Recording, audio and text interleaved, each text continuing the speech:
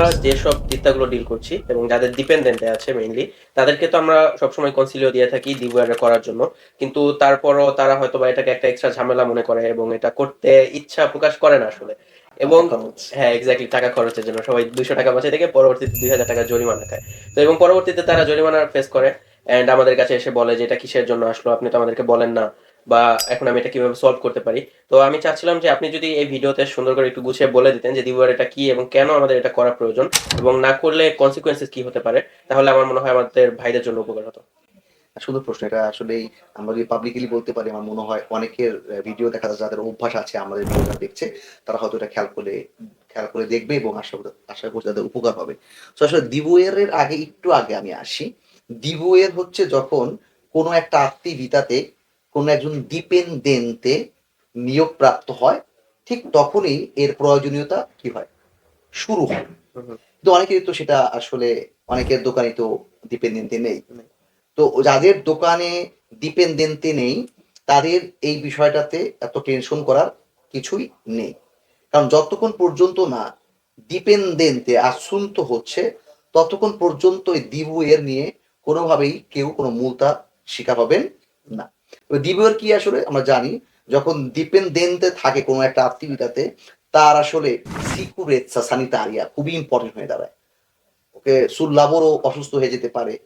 হুম, তো অ্যাম্বুলেন্স ডাকা, না ডাকা, অ্যাম্বুলেন্স আসতে কি করা, এই পুরো বিষয়গুলো, তারপরে ওই আজিন্দার মধ্যে রিস্ক ফ্যাক্টর গুলো কি, সে ন্যাচারালি অসুস্থ না হলো, কাজ করতে গিয়ে হাত কেটে গেল, মিনি মার্কেট মাংস কাটতে গিয়ে হাত কেটে গেল, হতে পারে না? জি, তো জি। এই জন্য যত ধরনের রিস্ক ফ্যাক্টর গুলো আছে, এই রিস্ক ফ্যাক্টর গুলো সম্পর্কে সচেতন করে দিয়ে একটা কোর্স করা, কোর্স যদি প্রিমোৎসব কোর্স, এবং এটা না করা একটা ব্যাপক বড় জরিমানার শিকার হওয়ার সম্ভাবনা থাকে। এটা কোনো ক্ষেত্রে ৫,০০০ থেকে ৮,০০০ পর্যন্ত কি হতে পারে? মুলতা হতে পারে। এবং এটা এতটাই মানে গুরুত্বপূর্ণ যে ১ দিন বা হাফ দিনের মধ্যে না করলে কি করে? ইটিএল আত্মীয়তা বন্ধ করে দেয়। ওকে? সো দ্রুততার সাথে করতে গিয়ে আসলে সবাই পেরে ওঠে না। এত বড় টাকার ব্যাপার, এটা ওইটা।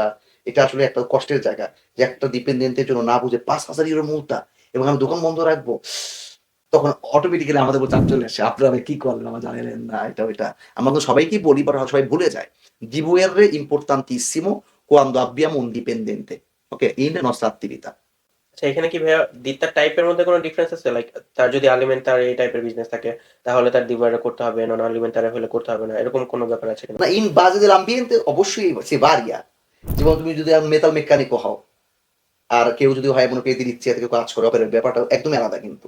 তো ওই অ্যাম্বিয়েন্টের উপরে অবশ্যই কোন টাইপের রিস্ক ফ্যাক্টর আছে সেটা জানবে।